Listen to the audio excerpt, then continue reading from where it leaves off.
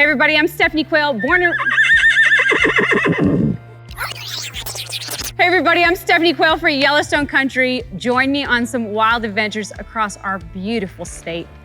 This is one to watch. Come on. On this wild frontier, if you get too far, follow the North Star.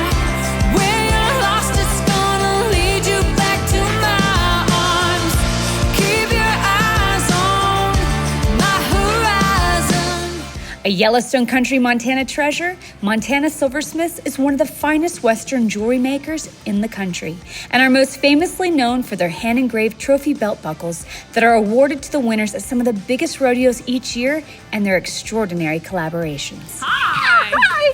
I'm so excited you're here! Thank you for having me. Oh, This is so cool. it's gonna be awesome. Oh my gosh. How are you, cowgirl? I'm great, cowgirl. How are you? I'm great. Welcome.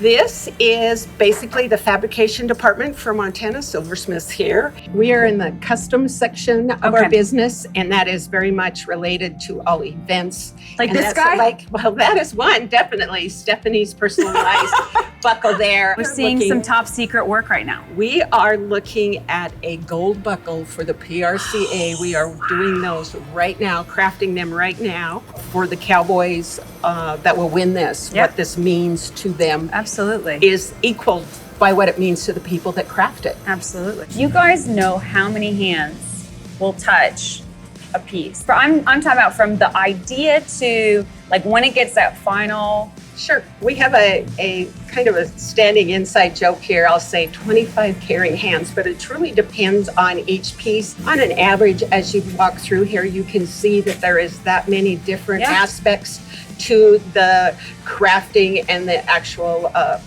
formation of each buckle or jewelry piece there. So it's all relative. Sure. It's a culmination of everybody working and the humble nature of which we approach this craft. We cannot take for granted Sure.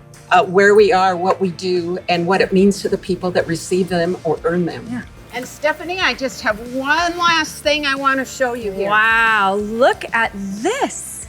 Are you kidding me? This is what I often say, it's just our inspiration right outside our door. Yeah. We are on the Yellowstone River. The story really is, the people here, the products we make, but it's the place we do it in. Yeah. And throughout Montana, there are such great little industries out there. And right here in our own Columbus, Montana, Montana Silversmiths creating these beautiful products for anybody to wear, your own little piece of Montana. Know that the inspiration comes from right outside our door. This is where the beauty, the passion, and everything that goes into making our products really starts. This place is so beautiful. Let's go check out more of Columbus. There's this bar I've been told I have to go into. It's called the New Atlas Bar. It's right here. So we have to go check this out. Evidently, there's quite the selection of taxidermy.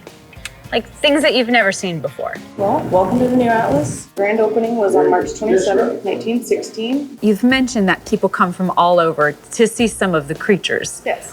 What's the story on the taxidermy? How did that happen?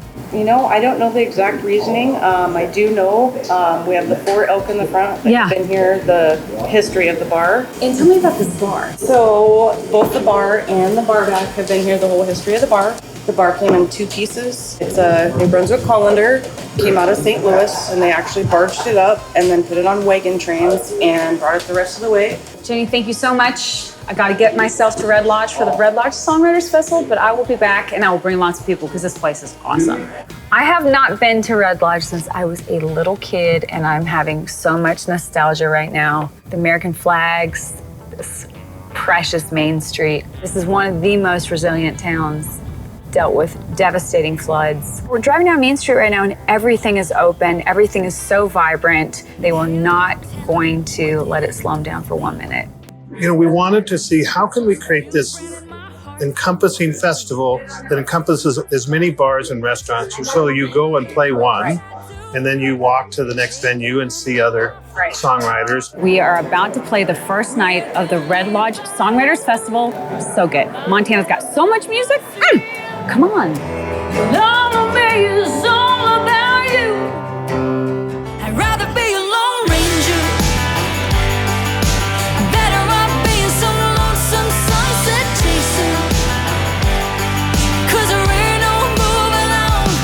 Rather hard. We explored the quaint town of Red Lodge while we were at the festival. And one of my favorite things to do when visiting a new town is to support the local businesses, like Prerogative Kitchen to try their savory sliders, and the Cattail Bakery for their fresh baked goods and baguettes, and their delicious coffee. We're now off to the Tipitrise Art Center, located against the stunning backdrop of Yellowstone country. This place is like no other. You can just feel the creative energy the moment you pull up. So Tipitrise was opened in the spring of 2016. Our founders are Kathy and Peter Halstead.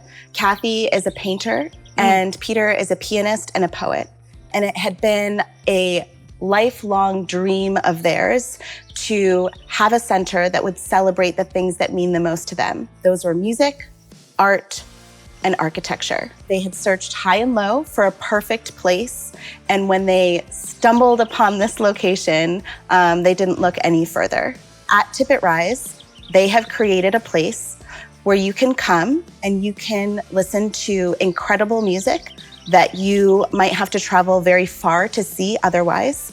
You can view beautiful artwork in a setting like no other. We've taken the walls of the museum away from all these beautiful pieces of art. Tipitrise is for absolutely everyone. It's peacefully visceral.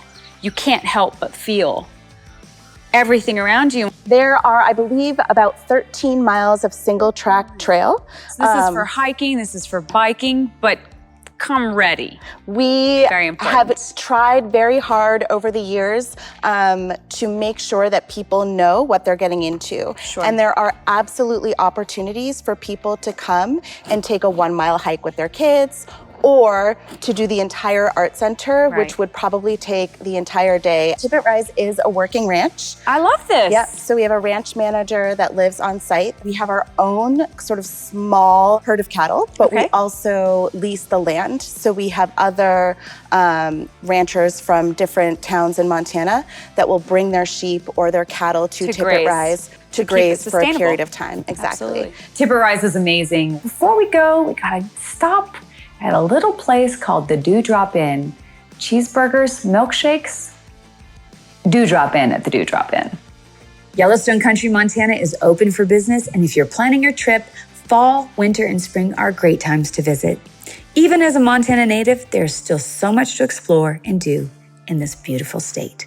Thank you so much for joining me on my adventures. Be sure to catch us next time here in Yellowstone Country.